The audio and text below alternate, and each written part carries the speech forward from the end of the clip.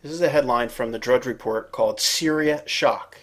And when you click on that link, it brings you to the Mail Online, and we see horrific headlines and pictures and videos about what has happened. Look at that, mass graves that has happened in Syria. And this is all over the place. It is all over the news. But then the question is, did it really happen? Did people really die? Are there mass graves? To answer that, take a look at this video, allegedly shot in Syria or Egypt, not quite sure, but watch this. Now, as you can see, there are what seem like a group of protesters who have been cued to run and then take positions and to freeze and pause. And they're doing this because they're actors. Take a look at this photographer right here. See that? He's taking pictures that shows up here in the news. It makes it look like people are dying from horrible genocidal attacks from the government. But nothing could be further from the truth. Look at this. They're actors. The people in the vests are the ones who coordinate the action.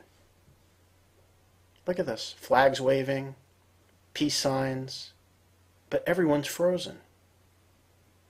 They're actors.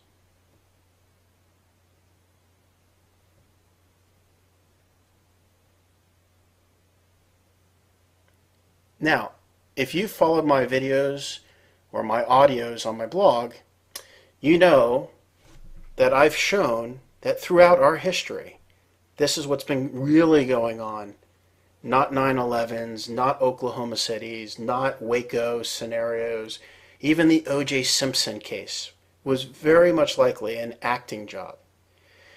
So what I always do is I would point people to this movie called Pallywood. Let me move it back to the beginning here. And this shows how 60 Minutes, and they do this all of the time, literally scripted and staged the current Israeli and Palestinian attacks.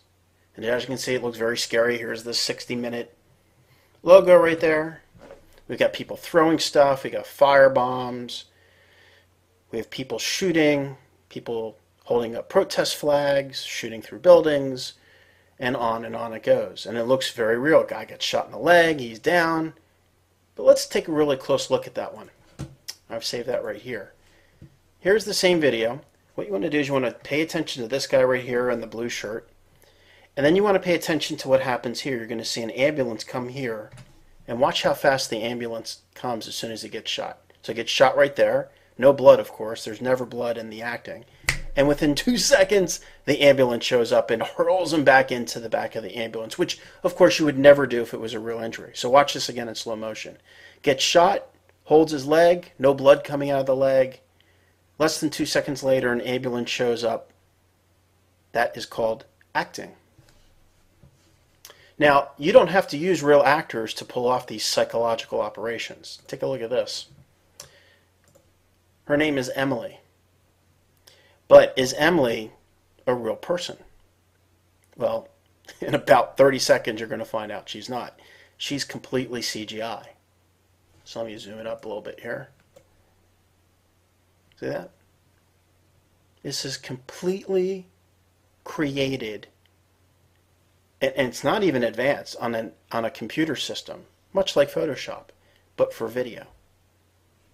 And if that doesn't really make you go, wow, this is probably the most realistic CGI I've ever seen in my life. Take a look at this.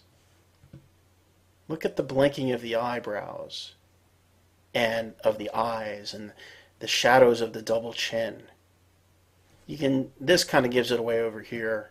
The background's kind of really does show that it's CGI, but you show this to 100 people and 100 people are going to think this is a real person. Look at the eyes. Just amazing. Now, you don't have to have just people who are faked. You can have objects that are faked. In fact, I have a quote from the person who created the CGI. He says, yep, it's all CG. I tried to put some live footage shots, but I ran out of time, so CGI did the trick. Look at those lemons. All CGI. And I saved the best for last. This is from, I don't know if it's a movie studio. It's called Stargate Studios. And it shows quite clearly how movies are made on a computer. You don't even have to have the actors show up. Basically, everything is done on a computer and green screen. So you can literally go to a backlot. You don't have to go to Hollywood or Toronto or overseas. You can do it right in a soundstage.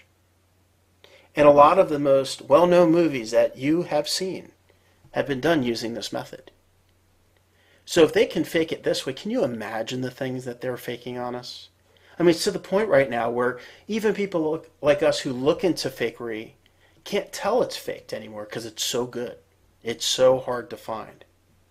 So, you're probably freaking out right now. You're like, wait a minute. Are you saying that everything that we see on TV is fake? I'm saying pretty much a lot of the stuff that you see on TV is fake, especially if it's on national TV. Especially if you see one story that's in every newspaper and on TV and talked about in the radio, and they're hammering that point home over and over and over again. That's called psychic driving, repetition. So if you see that, I would be skeptical. And then you're going to be asking yourself, well, why would they do it? What are they trying to do here? And it's very simple. Let's go back to the original start of this video. Syria shock. There have been many documents that have been published that talk about how we would go to war with Iraq and then Iran and Syria. And sure enough, we have all this stuff setting the stage for that sort of thing to happen. Now, will it happen? I have no idea. Quite frankly, it doesn't matter to me. It doesn't affect my life because I know that what they're doing, these setups are fake. Life is not scary. Life is not chaotic. There are no terrorists running around with towels on their head. The real terrorists are wearing suits and hide behind the cameras. I'm going to post a link to my website, to my blog, right here in the center. You can click on that and I go into much, much more detail about how the world really works and why they're using fakery to fool us.